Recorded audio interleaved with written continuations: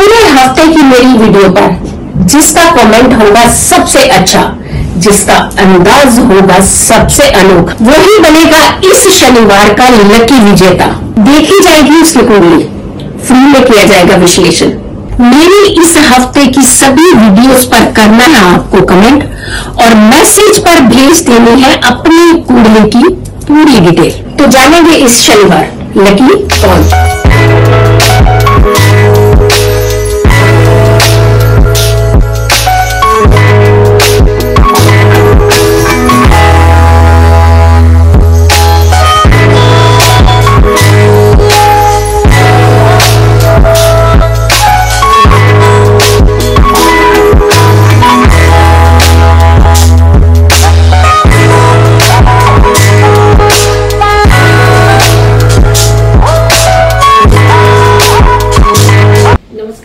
जय माता दी। मैं हूँ आपकी अपनी लाइफ डिजाइनर जीतू आचार्य।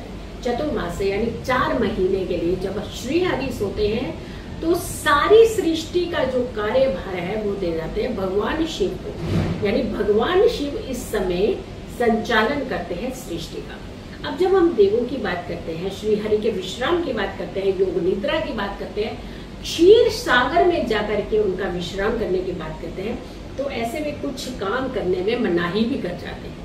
लेकिन कुछ कामों के लिए कह के भी जाते हैं कि कुछ काम जरूर कीजिएगा। अपनी एनर्जी को बढ़ाइए, पॉजिटिव सोचिए, अच्छा सोचिए, भक्ति कीजिए, शक्ति मिलेगी आपको। लेकिन भक्ति में लीन होने के लिए कुछ विधियां जरूर कीजिए जिससे आपकी बॉडी के चक्र भी अच्छे होते हैं और साथ के साथ आपके अंदर, आपके जीवन के अंदर एक संतुलन व्यवहार भी आता है। 5 महायोग, सर्वार्थ सिद्ध योग, 4 सिद्ध योग भी बन रहे हैं और साथ में नक्षत्र का भी संयोग मिल रहा है। सर्वार्थ सिद्ध योग, अमृत सिद्ध योग, शुभ योग, शुक्ल योग, ये योग तो बने ही रहे हैं। और 17 तारीख 17 जुलाई से ये जो समय शुरू होगा ये 12 नवंबर तक रहने वाला है। यानी जब आषाढ़ का महीना होता है, आषाढ़ के महीने में ये भगवान श्री हरि निद्रा में जाते हैं और कार्तिक के महीने में ये देव उठने के साथ जागृत अवस्था में आते हैं। तो ये 4 महीने बड़े कॉम्प्लिकेटेड होते हैं। आपको क्या नहीं करना होता है, शादी विवाह का आपको मालूम है कि इन 4 महीनों में किसी भी तरीके का शादी से जुड़ा हुआ कोई भी उत्सव नहीं मनाया जाता। शादी अपने आप में एक उत्सव होता है।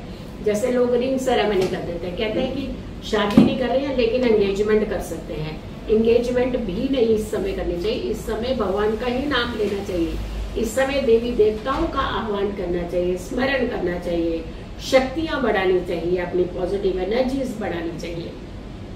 तो शादी विवाह इस समय नहीं की जाती। आप सोचिए, यहाँ तक कि यहाँ पे हमारे साधु संत समाज भी एक जगह से दूसरी जगह भ्रमण नहीं करते हैं ताकि किसी भी तरीके का कोई कीड़ा मकोड़ा का उनको टच ना करे, उनकी बॉडी को टच ना करे, कहीं चलते चलते उनके मुख में कोई किसी भी तरीके का ये चीजें जो है ना लग जाए। तो वो इतना अपना एक व्यवहार रखते हैं, पूजा भक्ति का व्यवहार रखते हैं, बहुत तप करते हैं, तपस्या करते हैं, जिसका प्रभाव हमारे और आपके जीवन में भी पड़ता है। क्योंकि एनवायरनमेंट को कहीं ना कहीं बहुत सुरक्षित रखने का हमारा साधु संत समाज बहुत बड़ा योगदान देता है।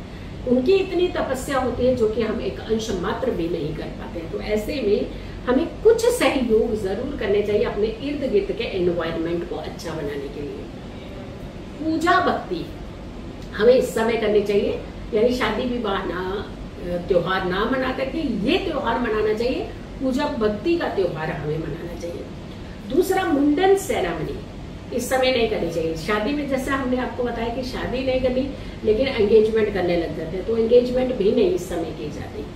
मुंडन सेरेमनी नहीं करनी चाहिए। मुंडन सेरेमनी, क्योंकि हमारे 16 संस्कारों में बहुत सारी ऐसी चीजें जो इस समय नहीं की जाती हैं। मुंडन सेरेमनी भी इस समय कोई भी इस तरीके का उत्सव नहीं मनाना चाहिए। और क्या नहीं चाहिए, गृह प्रवेश। जैसे हम कोई भी नया घर खरीदते हैं या फिर बहुत सारे लोग हैं कि एक जगह से दूसरी जगह में जाकर के अपना चाहे किराए का घर हो, जहां आप रहने जा रहे हैं तो बहुत समय के लिए आप रहने जाते हैं। ऐसा तो है नहीं कि आप 1-2 दिन के बाद चीजें बदल रहे हैं, सालों रहते हैं आप एक जगह पर। तो ऐसे में ये बदलाव भी नहीं करना चाहिए। और अगर आप कर भी रहे हैं तो कोई ना कोई ऐसा मुहूर्त पूरे दिन में होता है जो आपको सपोर्ट करता हुआ नजर आता है। किसी भी विद्वान से आप उसकी सलाह ले सकते हैं। तो अगर आप किराए का मकान इधर से उधर बढ़ रहे हैं, उसमें भी आप मुहूर्त देख करके अगर आप ये प्रस्थान करते हैं तो आपके लिए अच्छा रहता है।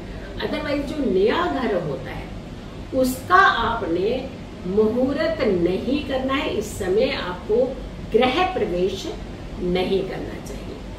अब बहुत सारे लोग ये प्रश्न डाल देते हैं, क्या नौकरी भी नहीं करें, नई नौकरी ज्वाइन नहीं करें, क्या हम अपने ट्रेवल नहीं करें, क्या हम बिजनेस की बात नहीं करें। नया बिजनेस नहीं खोलना चाहिए। नए बिजनेस का अगर आप आरंभ करने वाले हैं तो देव शैली में नहीं करना चाहिए। अगर क्या आप जैसे एक चल रहा है उसी के साथ में आप दूसरे को कंटिन्यू थोड़ी सी बढ़ा रहे हैं चीजें, तो वो एडिशन हो जाता है, वो कंटिन्यूशन में हो जाता है, तो उसमें दिक्कत नहीं होती है।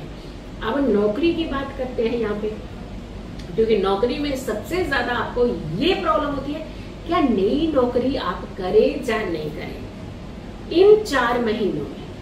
अब नई नौकरी आप ज्वाइन ही नहीं करेंगे, अगर आपको मिल गया कोई ऑफर मिला तो हो सकता है ना कि 4 महीने के बाद वो ऑफर ना मिले आपको। फिर नौकरी आप किसी के अधीन करते हैं, किसी दूसरे के ऑफिस में करते हैं, वहां आपका सर्कमस्टेंसेस या आपका सिस्टम नहीं चलेगा, वहां दूसरों का सिस्टम होता है। तो नौकरी जो है वो हमारी दिनचर्या के काम में आती है, यानी हर दिन का जैसे पूरा कोई एक हिस्सा होता है, जैसे खाना है, शयन करना है, हमें कमाना है, एक सोर्स है इनकम का, तो ये हमारी दिनचर्या के एक हिस्से का पार्ट है। तो यहाँ पर आपको नहीं परहेज होता, नौकरी आप ज्वाइन कर सकते हैं, किसी भी नौकरी को आप ज्वाइन कर सकते हैं। इनफैक्ट अगर आपको फर्स्ट टाइम किसी नौकरी को ज्वाइन कर रहे हैं, क्योंकि बहुत सारे लोग होते हैं नौकरी चेंज करके दूसरी जगह इंटरव्यू कर लिया, सब कुछ होगा, बट उनकी ज्वाइनिंग का जो टाइम होता है वो ये आता है। हाँ, उसमें कोई दिक्कत नहीं है, बट जो नई नौकरी ज्वाइन करते हैं, जो पहला दिन जिनका होगा, उन्हें खास करके ये ध्यान रखने की जरूरत होती है कि वो टिक करके नौकरी कुछ समय करे, यानी आयाराम गयाराम ना बन जाए। तो उन्हें किसी भी विद्वान से मुहूर्त निकलवा लेना चाहिए, अच्छा कि किस समय आप एंटर करें उस ऑफिस में, वहां पे अंदर जाकर के जो गतिविधियां होंगी, जो उनका एक सिस्टम होगा, जो आपके फॉर्म भर रहे हैं या कुछ सिग्नेटरी, जो कुछ ऐसी चीजें चल रही होंगी, वो एक अलग प्रोसेस हो गया। लेकिन उस कैंपस के अंदर आप एंटर कब करें, ये आपको किसी भी विद्वान की सलाह ले लेनी चाहिए। अब आता है नामकरण।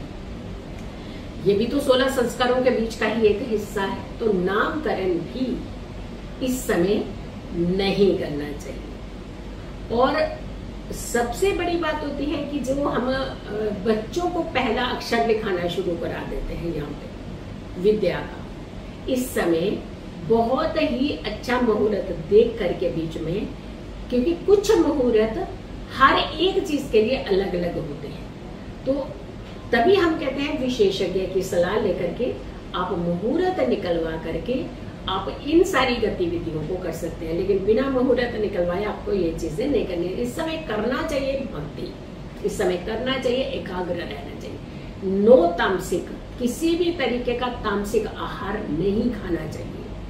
ये समय पूजा भक्ति का होता है, ये समय अपनी एनर्जीज को बढ़ाने का होता है। तो ये समय आप अपनी एनर्जीज बढ़ाइए, चीजें अच्छी करिए, भगवान का नाम लीजिए और अपनी एनर्जी को पॉजिटिव करने का प्रयास कीजिए। अगर आप लोगों ने अभी तक मेरे चैनल को सब्सक्राइब नहीं किया तो जरूर कीजिएगा, वीडियो जरूर शेयर कीजिएगा और मेरी आने वाली हर वीडियो को जरूर देखिए। खुश रहे, स्वस्थ रहे, पॉजिटिव रहे।